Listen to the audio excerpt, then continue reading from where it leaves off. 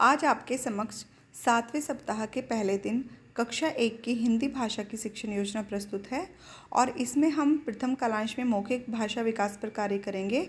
और आज हम जो भी गतिविधि कराएंगे वो हमारी सामाजिक एवं भावनात्मक जुड़ाव से संबंधित होगी।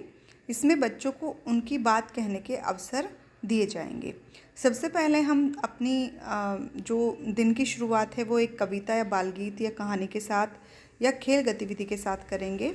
फिर सब बच्चों को हम गोल घेरे में बिठा लेंगे या जिस तरह से हमारी कक्षा व्यवस्था होगी उस तरह से बिठाएंगे। फिर बच्चों को हम बताएंगे कि जो भी आपको कागज़ की गेंद दी जाएगी उसे आप घुमाएंगे, एक दूसरे को आगे देते जाएंगे और जिस तरीके से जिसके भी पास गेंद पहुंचेगी उसे बताना होगा कि आज उन्हें स्कूल तक आने में किस किसने सहायता की और सुबह से लेकर स्कूल आने तक उन्होंने क्या क्या किया। तो इसमें बच्चे अपने अनुभव बताएंगे कि मम्मी ने उठाया, मम्मी ने नहलाया, उन्होंने तैयार करा। इस तरह से वो अपने बच्चे अपने बारे में बताएंगे। इस गतिविधि में आप सभी को बारी बारी से अपनी बात कहने का मौका देंगे और सबसे पहले आप आज के अपने अनुभव बच्चों से साझा करेंगे। इससे बच्चों को पता चलेगा कि अपनी बातों को हम किस तरह से बताएंगे और आप ये सुनिश्चित करेंगे कि गतिविधि के अंत तक सभी बच्चों ने अपने अनुभवों को साझा किया है।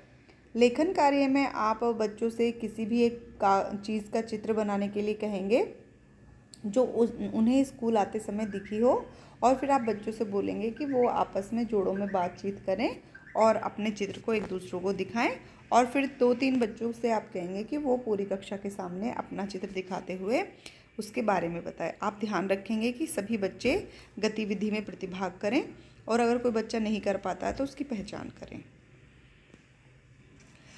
दूसरे कालांश में हम डिकोडिंग पर कार्य करेंगे और ये कालांश हमारा होगा 60 मिनट का। तो इसमें हम जो आज मात्रा बच्चों को सिखाएंगे वो होगी हमारी आ मात्रा पर हम कार्य करेंगे। तो इसमें हमें ध्यान देना होगा कि हम यहाँ पर आ जो हमारी मात्रा है उसको नहीं सिखा रहे हैं, अभी सिर्फ हम वर्ण के साथ मात्रा लगने पर वो कैसे उच्चारित होती है ये सिखा रहे हैं। तो आप इसमें देखेंगे कि जैसे कि न के साथ ना की मात्रा, आ की मात्रा लगाई तो उसका उच्चारण किस तरह से होगा, जैसे कि न और न आ ना।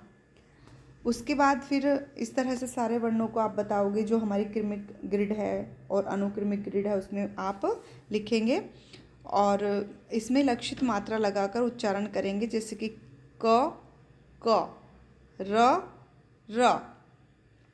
सिखाए गए वर्णों और लक्षित मात्रा से क्रमिक ग्रिड बोर्ड पर बनाएं और 4-5 बार उसका उच्चारण करेंगे। इसी प्रकार एक अनुक्रमिक ग्रिड आप बोर्ड पर बनाकर बच्चों से वर्ण एवं अक्षर की पहचान करने को कहेंगे। अक्षर पहचान की गतिविधि मिलकर खोजें करवाएं। इसके लिए आप सभी अभी तक सिखाए वर्णों और अक्षरों की 2-2 पर्चियाँ बना लें। बच्चों को गोल घेरे में खड़ा करें और पर्चियाँ बीच में रख दें। बच्चों से एक एक पर्ची उठाने के लिए कहें और अपने साथी को खोजने के लिए कहें। जिसके पास उसी अक्षर की पर्ची हो, जोड़ीदार मिलने के बाद बच्चे उस अक्षर को कक्षा कक्ष में प्रदर्शित सामग्री में खोजने के लिए आप कहेंगे। जब उनको अपना जोड़ीदार मिल जाएगा तो अब आप कहेंगे कि कक्षा कक्ष में जहाँ भी सामग्री है उसमें से आप इसको खोजेंगे। ब्लेंडिंग में हम अब तक सिखाए गए वर्णों से बनने वाला कोई भी शब्द बोर्ड पर बॉक्स में तोड़कर लिखेंगे, जैसे कि कार। सभी वर्णों और अक्षरों को मिलाकर एक साथ इकाई के रूप में पहले 3-4 बार पढ़ेंगे, जैसे कि कार, नाम, काका, और उसके बाद बच्चों से दोहराने के लिए आप कहेंगे। इसी प्रकार अब तक सिखाए गए वर्णों मात्राओं से मिलकर बनने वाले कुछ और सरल शब्दों को बच्चों को मिलाकर पढ़ने का अभ्यास करवाएंगे। इसके लिए हम आज की कार्यपुस्तिका से उदाहरण भी ले सकते हैं और फिर बच्चों को 4-5 छोटे समूह में बांट देंगे और अब तक जो भी आपने वर्ण या अक्षर बच्चों को सिखाए हैं उनके कुछ कार्ड बच्चों को देंगे और उनको मिलाकर नए शब्द बनाने और पढ़ने के लिए आप बच्चों को कहेंगे। लेखन कार्य में हम आज अपनी कार्यपुस्तिका के पाठ 45 पर बच्चों से कार्य कराएंगे और उन्हें आवश्यकता अनुसार उनकी सहायता करेंगे। आप देखेंगे कि सभी बच्चे कार्य को भली भांति कर रहे हैं, अच्छी तरह से कर रहे हैं या नहीं कर रहे हैं। इस प्रक्रिया में आप देखेंगे कि सभी बच्चों ने कार्यपुस्तिका के कार्य को करने में प्रतिभाग किया है। अगर कोई बच्चा नहीं कर पा रहा है तो आप उसकी पहचान करोगे, उसकी समस्या का समाधान करेंगे। तीसरे कालांश में हम आदर्श वाचन और बच्चों के अनुभव पर बातचीत करेंगे, यानी कि पठन। और यहाँ पर हम बिग बुक से पठन करवाएंगे बच्चों को। और बिग बुक की कहानी है हमारी 3 मुर्गी के 3 चूजे।